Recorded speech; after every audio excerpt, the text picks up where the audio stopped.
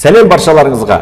Бүгінгі менің қозғайын деп отқан тақырыбым TikTokқа компьютер арқылы қалай кіреміз, оның пайдасы қандай және оны ол арқылы біз не істей аламыз, сол туралы айтамын.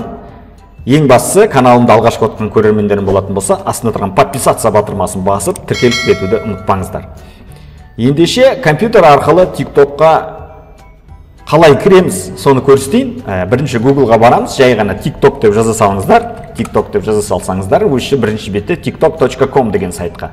Енді TikTok'та бірінші аккаунт өзіңіз құрып аласыздар. Сол аккаунтқа кіргеннен кейін мына жерде YT деп өзіңіздің сол жақта тіркелген логин парольдеріңізді жазасыздар.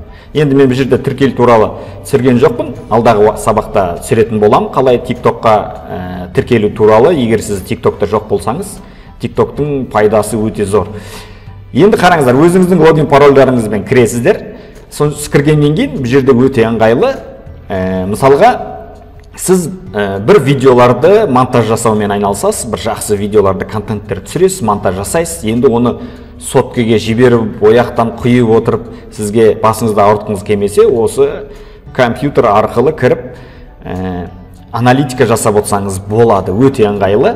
Мысалға, мына жерде қандай подписка сіздер жасадыңыздар, сіздерге қандай рекомендованный аккаунттар, мына жерде барлығы қандай интересный хэштегтермен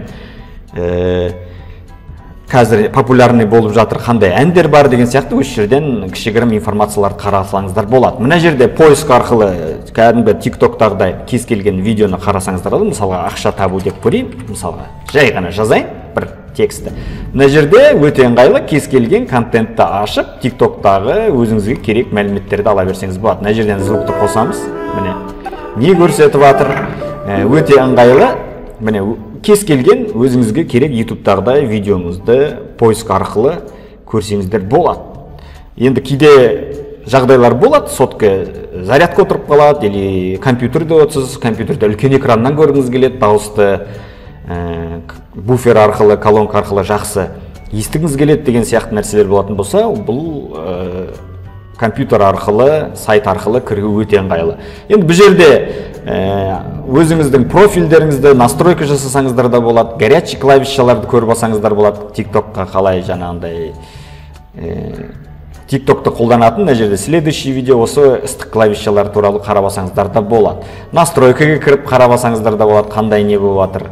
Статистика қарап алсаңыздар да болады, мына жерде қанша қандай, ол статистика туралы отдельно түсіретін болам. Енді профильге барайық. Мына жерде сообщенияларды қарап отсаңыздар да болады, қандай сообщениялар келіп жатыр деген сияқты.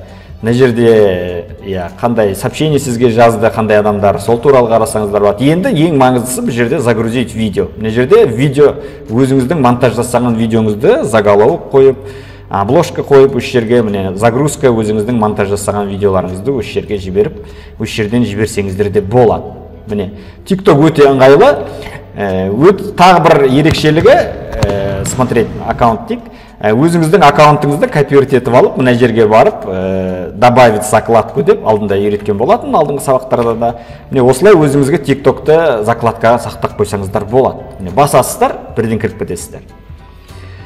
Міне, өте ыңғайлы, осы компьютердің мүмкіндігін пайдаланыңыздар. Загрузка жасаған кезде монтажбен жақсы видеолар, контенттер жасап, осы жерден видеоларыңызды загрузка жасап, өзіңізге керек ыңғайлы видеоларыңызды көрсеңіздер де болады. Ең бастысы, астына тұрған подписаться батырмасын басып, ұнаса лайк басып, каналымызға тіркеліп кетіңіздер. Алдыда мықты-мықты TikTok туралы, алгоритмдер туралы серия видеолар түсіретін болам. Тіркеліп кетіп, жазылып кетіңіздер.